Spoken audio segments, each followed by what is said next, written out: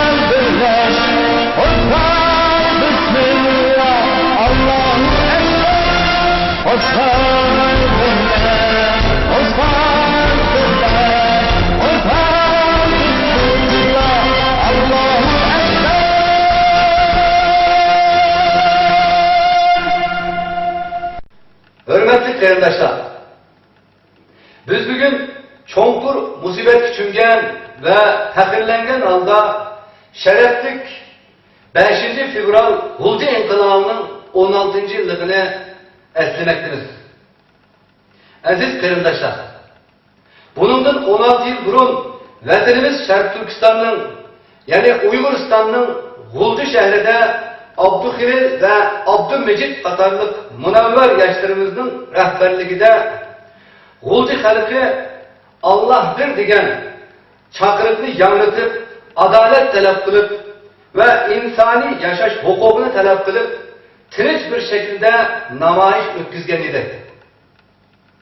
Milli ruhimizin yadrosu aylangan ve itikadımızın şuarı olgan bu Allah bir Muhammed Aleyhisselam Allah'ın elçisi diyen bu şuar bilen başlangan bu hareket Tanrı zeminin canub ve şimalideki tınırkaş ve çüşkünlük içinde yürüyen mınlıgan, on mınlıgan yaşlarımızı oygutup halkımızdan ilahi kudretke ve ahiretke olan imanını güçlendirip azatlık ve ergünlük için küreş kılışka çakırgan idi.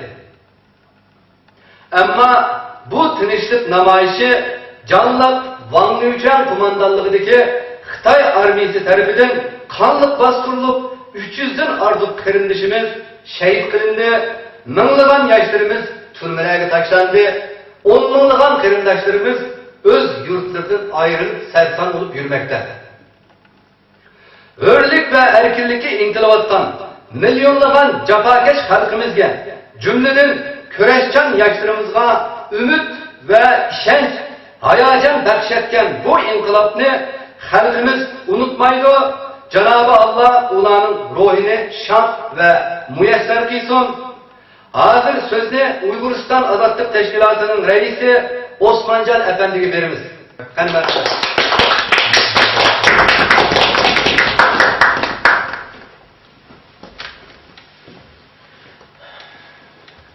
Assalamu alaikum. hürmetlik Uyg'uriston Azadlık Teşkilatı'nın azaları, hem Uyg'uriston Azadlık Teşkilatı'nın qo'llovchilari, shundaqla tövende oturgan Uyg'uristonlik vatandaşlar, bugün biz Uyg'uriston Azadlık Teşkilatı bo'lish sifatimiz bilan Germaniyaning Myunxen shahrida 1997-yili ulug' vatanimiz Uyg'uristonning shimolidagi shahar G'uljida yuz bergan 5-fevral qonli qirg'inlikning 16 yilligini eslab turyapmiz. Bu qonli qirg'inlik yuz bergani to'g'ri mana 16 yil o'tdi degan so'z. Bu 16 yil vaqt o'tgandan keyin ham his qilyapmizki, dunyoning har qaysi joylardagi Uyg'urlar bor shaharlar, ham Uyg'ur tashkilotlari bor shaharlarning hammasida bizning Uyg'uristonlik vatandoshlar nihoyatda g'azablangan ham qizg'in kayfiyatda bundan 16 yil burun Xitoyning vatanimiz Uyg'uristonning G'uljida shahrida elib borgan qonli qirg'inlikqa o'zining noroziligini bildirib, hem bu qonli qirg'inlik jarayonida yuz bergan fojialarni shu biz yashayotgan shahar ham davlatlarga, yerlik millatlarga bildirib kelmoqda. Ham keldi. Xo'sh, endi bu yerda bir narsani o'ylashimiz kerakki, nima uchun 16 yil o'tgandan keyin bundaq bir qonli voqeani, qonli qirg'inlikni unutib qilishning o'rniga, ya'ni 16 yil tarixda bir unutib qilishning o'rniga buni shu tarixni boshqalarga yetkazish, ham bu qonli qirg'inlik ustida yurgizilgan qonli qirg'inlik jarayonida yuz bergan fojialarni boshqalarga keng ko'lamda bildirish faoliyati bizning Uyg'urlarimizning, ya'ni Uyg'uristonlik qarindoshlarimizning qalbidan o'chmaydi degan masalalar. Bu da bizningki mustamlika ostida yashayotgan bir millat yoki mustamlikaga tushgan bir davlat o'zining davlatini asli keltirish jarayonida 16 yilga 160 yil o'tib ketsa-mu, ma'lum bir qonli voqea, ya'ni ma'lum bir fashist, ma'lum bir mustabid yoki ma'lum bir diktator tarafidan shu zaminning egillagan shu davlatning fuqarolariga, ya'ni insonsizlik, qonunsizlik qilingan buning takror, bu tarixning aslanishi, bu tarixning boshqalarga yetkazilishi ham umumdagi o tarixningki takrorlanmasligini qo'lga keltirish uchun qilingan faoliyatlarning bo'lishi buni tabiiy bir narsa. Bu albatta 16 yillik tarix bizga shuni isbotladiki, bir mustamlikadagi millatning mustamlikadan qutulish uchun qisqa vaqtda mustamlikadan qutulib bo'lmaydiganligi masala.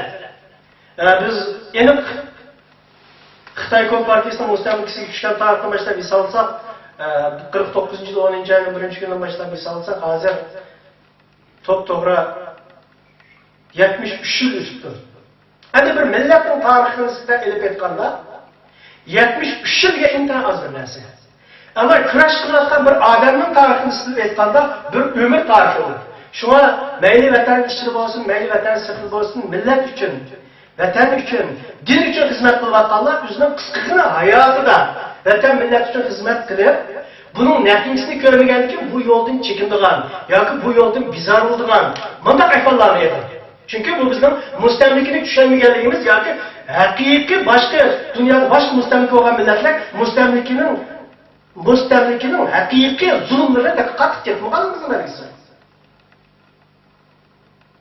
Shunga biz o'zimiz qilgan ishning natijasini o'zimiz ko'rish uchun emas, o'zimiz qilgan ishning natijasini keyingi avlodlarga yetkazish, ajdodlarning izini besib menish, o'tirdagi yo'l uzilib qolmaslik uchun kurash qilish nihoyat muhim.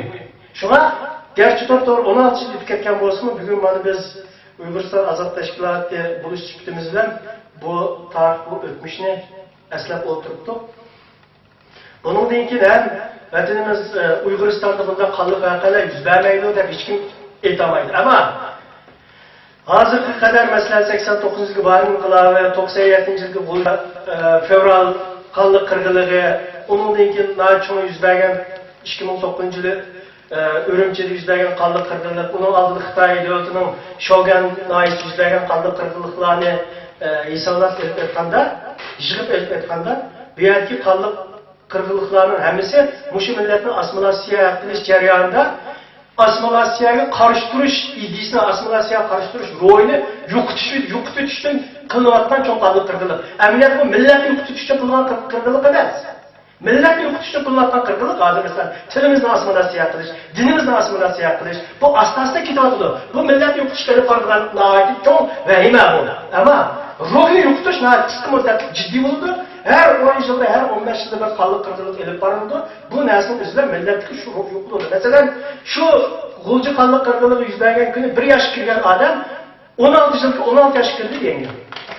10 yaşlı adam 26 yaş kirdi degan. Masalan, 16 yaşlı, 26 yaşlı, 36 yaşlı adamlarning tafakkur patlamidagi fikriga nazar solgan bo'lsak, bu chog'da bir odam o'zining o'tmishi, o'zining tarixiy, o'zining milliga nisbatan mukammal bir fikr qila oladigan davriga kirdi. Masalan, 16 yaş vaqtida tarixni anglasa, ko'rsa, 26 yaş vaqtida to'xtab turadi deb millat din uchun g'am qayg'u qildigan yoki shu yo'l uchun izlangan 36 yaş kirgan vaqtlarda shu mustamlikadan yoki shu zulmdan qutulish uchun yangi bir yo'l izlaydigan bunday bir davrga kirdi. Demak, odamlarningki yosh o'lchimi, yosh taraqqiyotimi bu Xitoylarning bizning mustamlik qilish siyosatida nihoyatda muhimlik tutgan. Shunga bizning vatanimiz Uyg'uristonda tadqiq qilsak, har 10 yilda bir cho'ng ko'lamli bir qirg'inchilik elib berilyapti.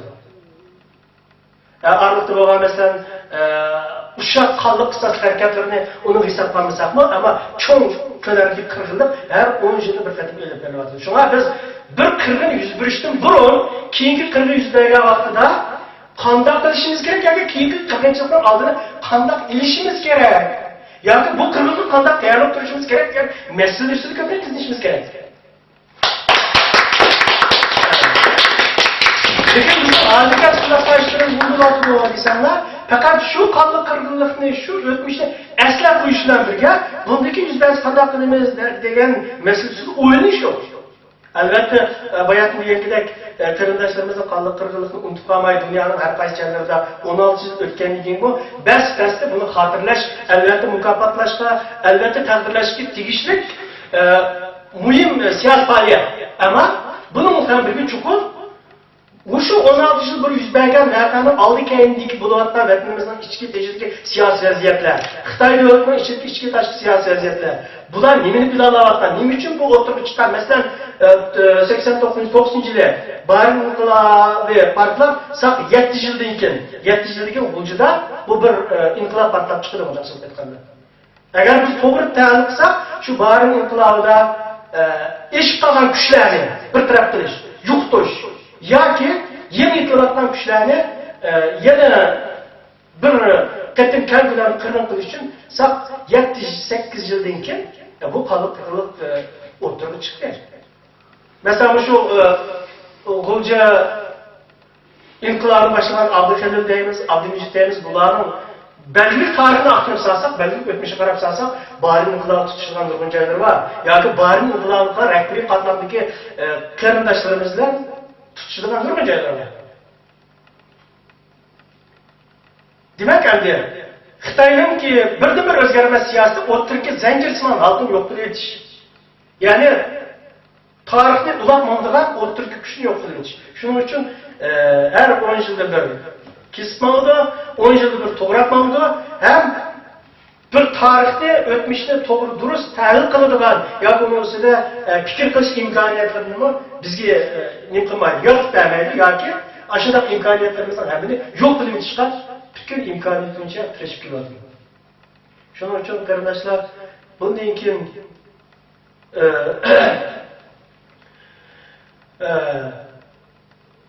bundan keyingi mana bu shunday vatanimiz Uyg'uristonda bir qonliq qirg'inlik yuz berib qolishdan Janob Alloh o'zi asrasin. Ammo buni biz yuz bermaydi deb buxtlash turib, ya'ni albatta oldinda yaratgan Janob Alloh va undan keyin xalqaro siyosiy kuchlar deymiz. Undan keyin o'zimizning ichki tashqi siyosiy vaziyatlar pishkitilganmi, yetilganmi qaraymiz. Albatta biz har tarafdan oldi atrofni tayyorlab turishimiz kerak.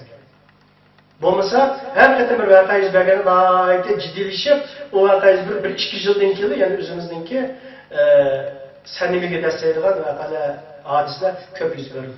Ko'p yuz beryapti. Mesela şu 97 yıldan keyin bu civaqasi yüz berib 2001-yili 9 ayın 11 günü New York'ta merkezi soat sanat binası yıkılıp düşkənliginden ki O'rta Osiyo miqyosida yurgizilgan terrorlik qarshi turish harakatining ostida Uyg'uristonlik nurg'un qarindoshlarimiz behuda qurbon bo'lib ketdi. Masalan, nima uchun biz shu territoriyaga, shu tuproqqa berib qoldik?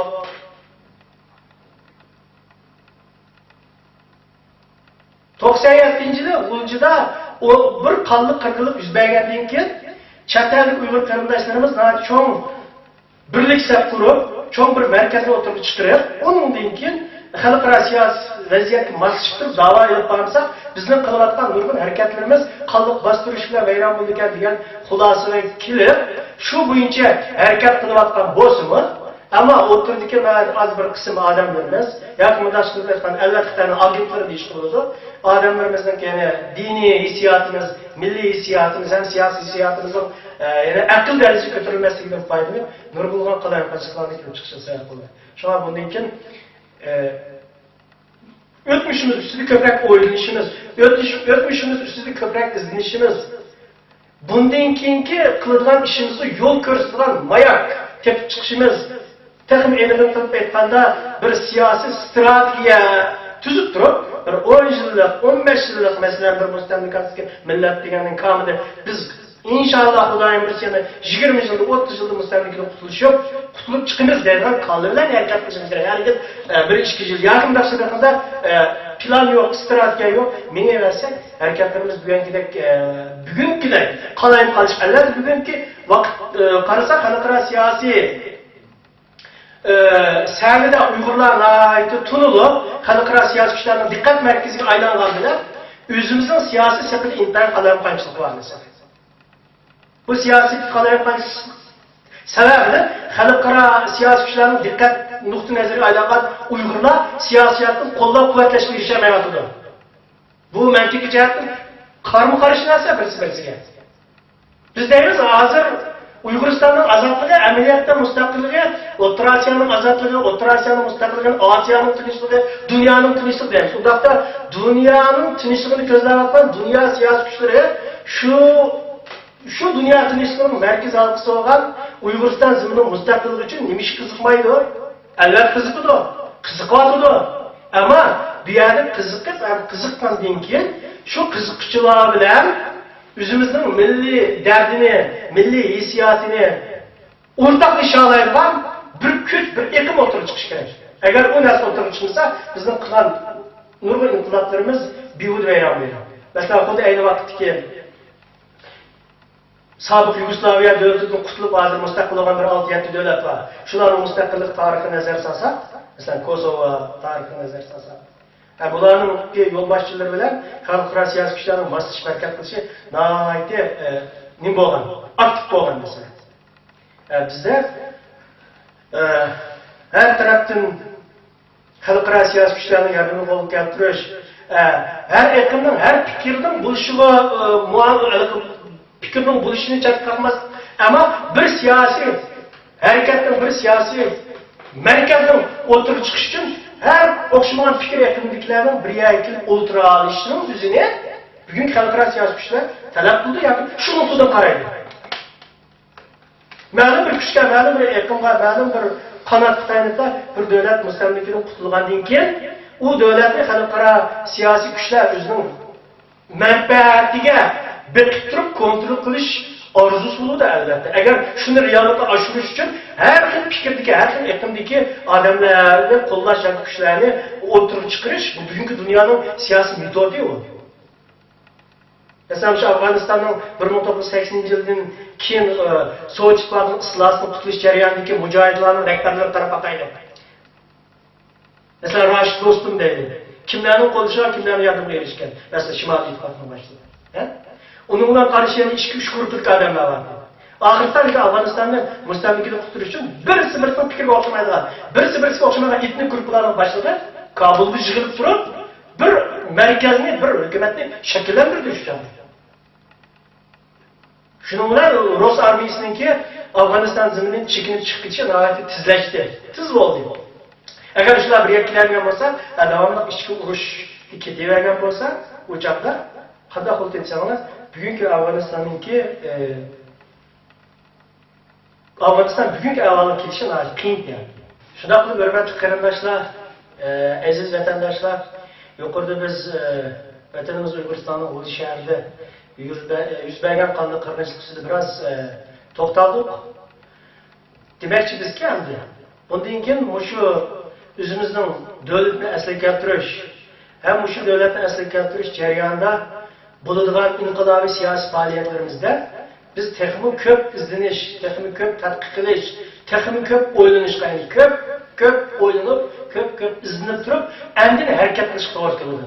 Oldi bilan harakatni qilib, mag'lub bo'lgandan keyin nima qilish kerak degan narsada emas, harakat qilishdan burun mag'lubiyatni azroq, g'alabani ko'proq qo'lga keltirish ustida izlanib turib, harakat qilishning o'zi bu bir siyosatning aqlonlik, yana birisi bizda mustamlika ostidagi millatniki kurash qilish metodi bu.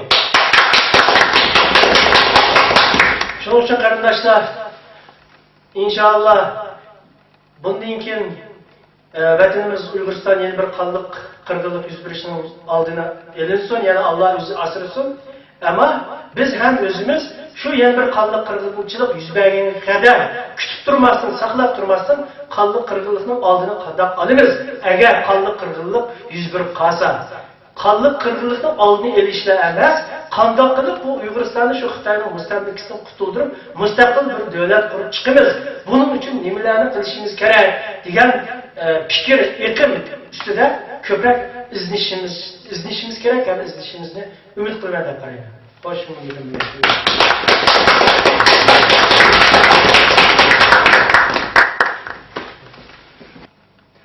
Hozir so'zni Uyg'uriston ozodlik tashkilotining muavin raisi Abdullimjon afandiga beramiz. Qani marhamat.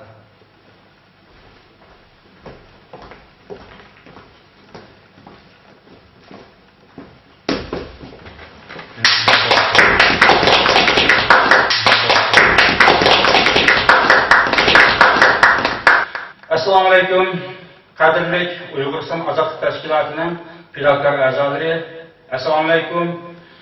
Dunyoning har qaysi joylarida, vatanning ichi va sirtida bugungi musibatli kunda yuriga o't pichilmayotgan musibatli ota-onalar va barliq qarindoshlar, hammanglarga 5 fevral musibatli G'o'lji qirg'inchiligi munosabati bilan cho'nqur ta'ziya bildiraman va oliy ehtirom hurmatini bildiraman. Hurmatli qarindoshlar, yuqorida Uyg'uriston ozodlik tashkilotining raisi Osmonjon Tursun afandi bayon qilib o'tgandek, 5 fevral G'o'lji qirg'inchiligi Uyg'ur millatining yuragida o'chmas qisos, o'ch adovat va mangu tükilmez inqilobiy ruh uyg'otgan shundoq bir ulug' tarixiy kundir va shundoqla Uyg'ur millatining tarixidagi eng og'ir fojialik, dahshatli, mudhish bir kundir. Bu qonli hodisaga 16 yil o'tdi. Har yili vatan sirtida bu kunni eslaymiz. Dunyoning har qaysi ellarda namoyish qilib, g'azab nafratimizni ifodalaymiz. Yillar o'tgan sari musibat kundan kunga kuchlanmoqda va yillar o'tgan sari Xitoy mustamlikachilari xuddi shu 5 fevral G'o'lji qirg'inchiligiga o'xshash yana qirg'inchilikni to'xtatmay, texmo dahshat bilan olib bormoqda. Aslida bu G'o'lji qirg'inchiligining kelib chiqishi bu hargizmi Xitoy mustamlikachiligiga qarshi olib borgan bir harakat tufaylidan bo'lgan emas. 5 aprel Barin Sharqiy Turkiston ozodlik tashkilotining Barinni markaz qilib olib borgan bu harakat Xitoy mustamlikachiligiga qarshi haqiqiy bir qurolli tashkilot harakat edi. Ammo 5 fevral G'o'lji qanday qirg'inchiligi degan chog'imizda bu chog'dagi namoyishni alayda bir çoğun Xitay hükümetiga qarşı bir çoğun bir hadiselerini etmamagan, fakat bir namoyish edi. Yani G'olji yoshlari o'zaro toplashib, ya'ni tashkillangan bir ish emas. Toplashib, diniy suhbat qilib berib, diniy tashviq qilib berib, keng ommani diniy e'tiqodga, diniy aqidaga yetaklab, yaxshi bir faoliyat uyushtirib minayotgan va shuni ergashtirib, yoshlar mashriqi uyushtirildi va yoshlar mashriqi futbol komandasi tashkillab, futbol o'ynash maydonini tayyorlab, futbol musobaqasi olib boramiz deb tayyorlayotgan maydonning o'zini bir kechada Xitoy mustamlikchilari qasddan traktorlarni og'dirib, u yerga suv quyib, vayron qilganlikdan bir turkum yoshlar shunga nafratlanib, biz shunchalik bir ishni o'z irodamizdan, o'z erkinligimizdan qilolmaymizmi deb bir norozilik bildiraylik deb namoyish tashkillangan bir oddiy bir harakat bilan boshlangan. Uni ko'chaga chiqib namoyish qilgan yoshlarning o'zini qonunga bostirib, qirg'in qilib, qasddan bizga bu shunday bir qonunliq musibat kunni yana bir 5. ya'ni 5-fevral 5-aprel senlarga oz kelib qoldi degandek 5-fevralni bizga taqdim qildi. Vatanning ichida mayli 5-aprel olsun, mayli 5-fevral olsun, buni ochiq xotirlash, bu haqda ochiq-ochiqlari o'zaro fikrlashish mumkin emas. Vatanning sirtida namoyish qilyapmiz, faoliyat qilyapmiz, har turli faoliyatlar yapyapmiz. Mayli 5-fevral olsun, mayli 5-aprel olsun, bu ishni davomlashtirib kelyapmiz. Yana Allohdan bir qancha o'tgandan keyin 5-iyul qonunliq qirg'inchiligini bizga yana so'roq qildi Xitoy mustamlikchilari. Bu 5-iyul qonunliq qirg'inchiligimi bu alayda Xitoy hukumatiga qarshi bir elib qo'yilgan faoliyat emas. Balki Xitoy mustamlikchilarining hokimiyat bayrog'ini ko'tarib chiqib, o'zining fuqarolik huquqini talab qilgan. Ya'ni ish qolganda nohaq o'ldirilgan qarindoshlarimizning qotillerini jazolab bersin. Bu haq talabni, ya'ni Cumhur Kommunistik hakimiyeti bu bizim o'zining qonunda belgilangan moddalar bo'yicha qotillarni jazolab bersin degan bir haq talab namoyishdi. Mana shu o'zini qonunliq qilib qo'ydi. Butun dunyoning ko'z oldida 5-aprel yine barınlık qo'zg'agan bu harakat dunyoga ma'lum bo'lmagan, shuningdek 5-fevral G'o'ljida tirilib elib berilgan bu qonunliq qirg'inchilikni dunyoga ma'lum bo'lmagan, ammo 5-iyul Urumchi qonunliq qirg'inchiligi butun dunyoga suratlar ko'rsatib berilgan bo'ldi. Endi qarindoshlar 5-aprel, 5-fevral, 5-iyul, yine 5-ning bo'ldi. Xitoy nimani planlayapti? Yeni ishonimizga qanday bir taqdir yozildi, uni biz tasavvur qila olmaymiz. Ammo biz davorimizni dunyoga anlatamiz deb, ya'ni mushu har qaysi harakatlarni chet elda, ya'ni ijobiy tarafdan taqdirlab kelyapmiz. 5-aprel barning inqilobi bo'lmagan bo'lsa, chet elda Uyg'urlar tashkillanmaydigandek, masalan 5-fevral G'o'lji qonunliq qirg'inchilik bo'lmasa, chet elda Uyg'urlar bu vatan da'vosi qilmaydigandek, 5-iyul Urumchi qonunliq qirg'inchilik yuz bermasa, chet eldagi Uyg'urlar vatan da'vosi qilmaydigandek, o'shundoq bir shaklda, yana bu harakatlar bizning chet eldagi vatan da'vosimizga alohida bir turib qo'shdi deb buni moyallashtirib ko'ryapmizki, ammo biz chet elda bu qon berilgan nimaga erishdik, qaysi natija qo'lga keldi degan to'g'risida biz to'xtalib bakmadik, ammo to'xtalishimiz kerak edi. Lekin tashxislarimiz shuki qarindoshlar. Shu 5-fevral G'o'lji qonunliq qirg'inchiligi shohid bo'lgan, o'z ko'zi bilan ko'rgan, balki shuning jazosini olishga uchirgan va yoki urug' tuqqanlari bu qonunliq qirg'inchilikda bostirilgan bir turkum qarindoshlarimiz yoki bo'lmaydi vatandan her qaysi şəhərdən çıxan, hər qaysi yurtdan çıxan qarindaşlarımız 5 fevral G'ulji qirg'inchiligida meniki mandaq narsam o'ldirildi yoki men bunun cezasını uçurdum da şikayetmişen bulmayı ki Xitay beni öldürdü de dünyanın erkin, gayb dünyasındaki her qaysi devletlerine çıkıp iltica qilib, siyasi panoh talab qilib, aradan 10 yıllık ötmey turib, her qaysi devletinde yararcılıkka yani fuqarolik huquqiga erishib, vatanga huquqni tushunishda berib kelayotganlar bu intayin afsuslanarlik, yani Uyg'urchilik axloqiga yot, o'zining yot millat oldida, yot el oldida bergan va'dasiga, yani degan so'zlarga xilof holda vatanga berib, ba'zilari hatto tijorat qilib, elki 5 fevralda G'uljiga qilingan qarindoshlarning qon bedeliga tijorat qilmoqda. Bunu qanday tushunamiz qarindoshlar? Yılda bir qatim 5 fevral kuni qor yomg'ir ostida sovuqda ko'chib chiqib, Xitoy yo'qolsin, Xitoy Sharqiy Turkistondan chiqib ketsin, G'ulji shehidlarining qissasini mangu olimizda vaqirab olmayapmaydi. Ha? Yılda bir qatim vaqirab yo'q. Andan keyin yana o'rdol berib tijorat qilgan Aşı qarindoshlarning qon bedeliga kelgan fursatni Xitoyga qarshi o'z millatininki, o'z vatanining, ya'ni G'uljida shehid bo'lgan qarindoshlarining qon bedeliga, ya'ni qissasiga manfaatlik harakatga ishlatmasdan o'zining kishilik nafsiga, o'zining shaxsiy manfaatiga vaqt qilib ishlatmoqda. Bularni tushun.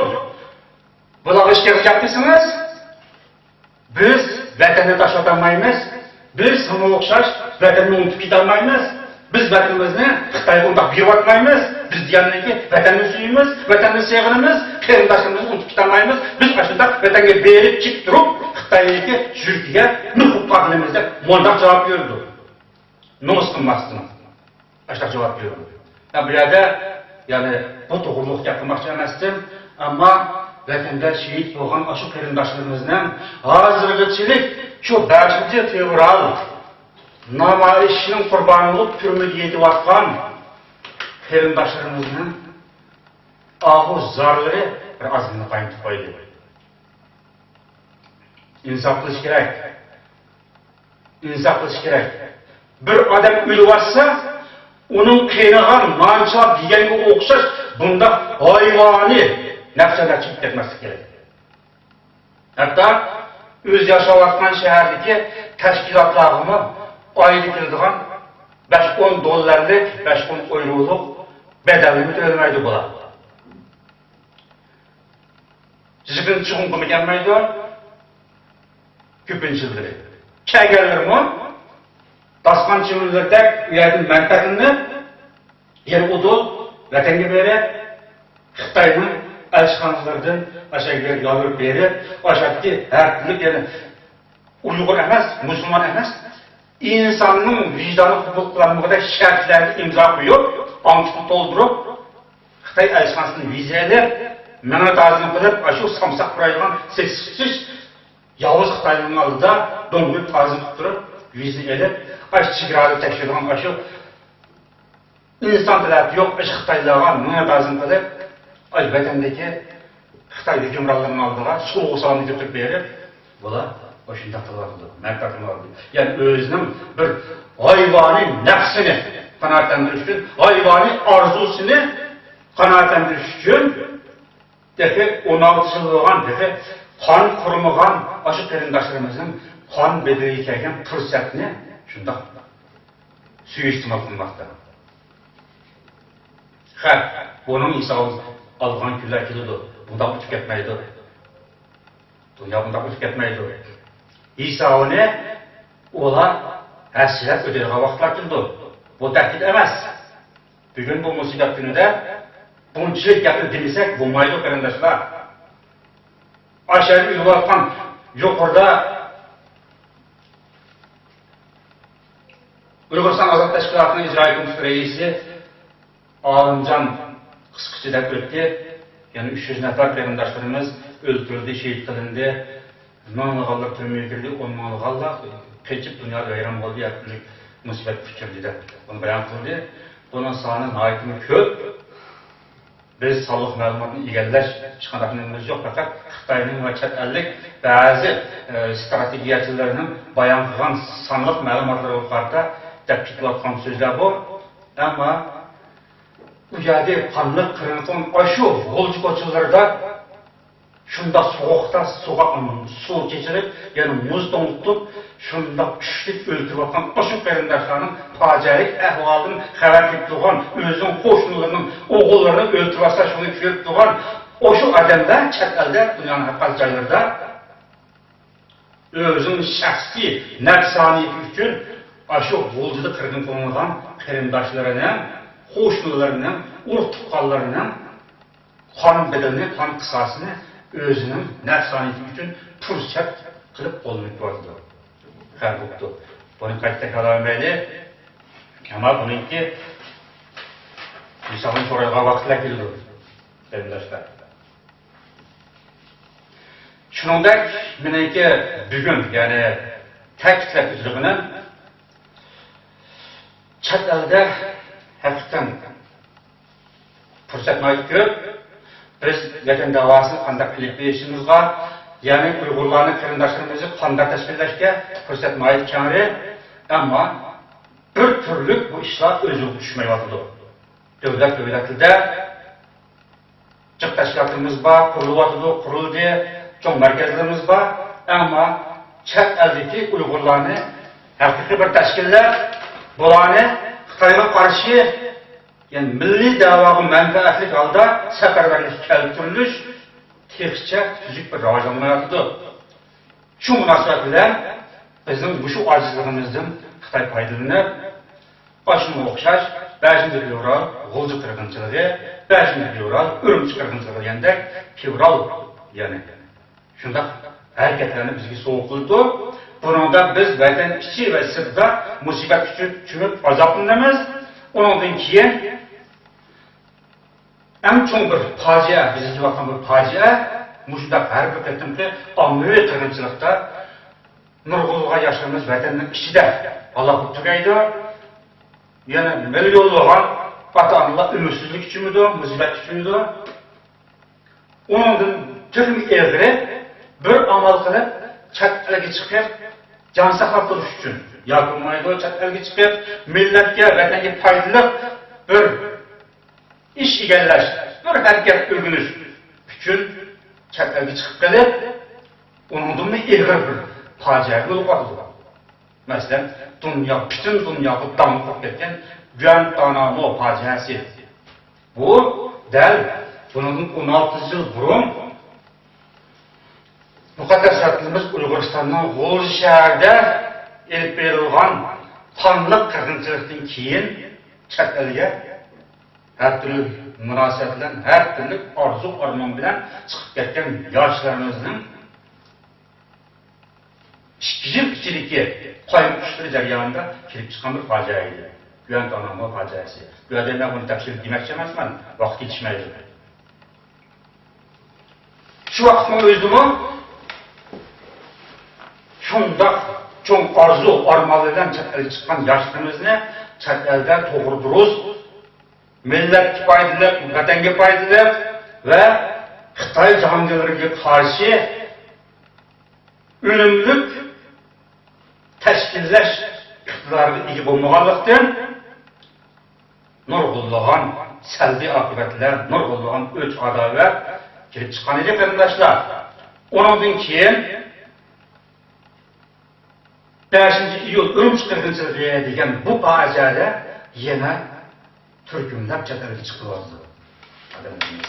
Vakani bo'lsa izdiraksiz yo'qolib ketayotgan yoshlar, tutqun bo'lib izdiraksiz yo'qolayotgan ondagi ota-onalar mushu bichara bola izdiraksiz yo'qolib ketgandan chet elga chiqib yoki jon saqlab qolsin ya chet elda bir o'qib, vatan millat kerakli odam bo'lib qolsin, hech bo'lmasa o'ziga manfaatli va o'z jonini saqlab qo'ygan odam bo'lsin, mush Xitoyning qo'lida nobud qilib yo'qib ketmasin balamda, shunchalik orzu umid bilan chet elga chiqib ketayotgan yoshlar bor, avlodlar, ba'zan ota-onalar tuyuq yo'lga kirib qoladilar vatanimizga. Ya'ni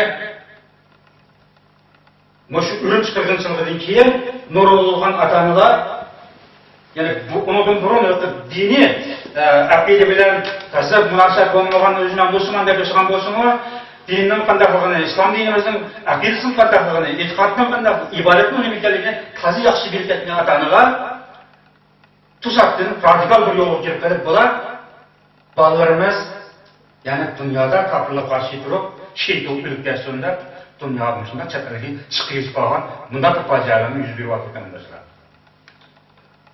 Agar biz chet elda yana shunda imkoniyatning ichida turib, imkoniyatsiz holda turaversak, fursatning ichida turib, bu fursatdan foydalanmay, fursatsiz bizda o'tib ketgan bo'lsa, yaqin kunlarda yana bir qatam qilib, Guantanamo o'xshash bir fojia chet elda uyg'urlarning bishig'i kamaytirib ishmayolmaydi.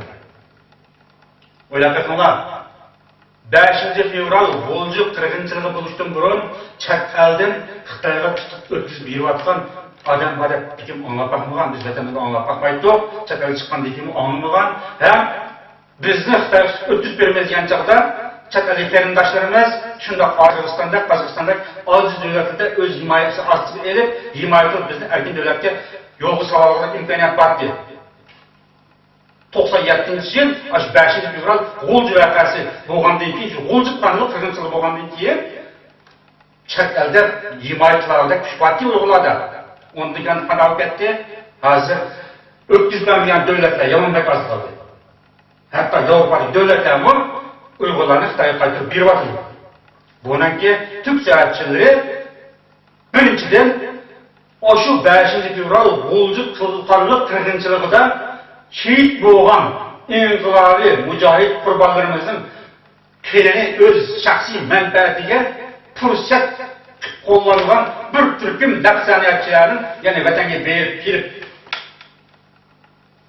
o'zining yolg'onchilik ekanligini, ya'ni uyg'urlarning yolg'onchi bir millat ekanligini o'z yashayotgan davlatga isbotlab qo'yganlikda, uyg'urlar yolg'on gapirdi baribir ishonmas bo'ldi. Ikkinchidan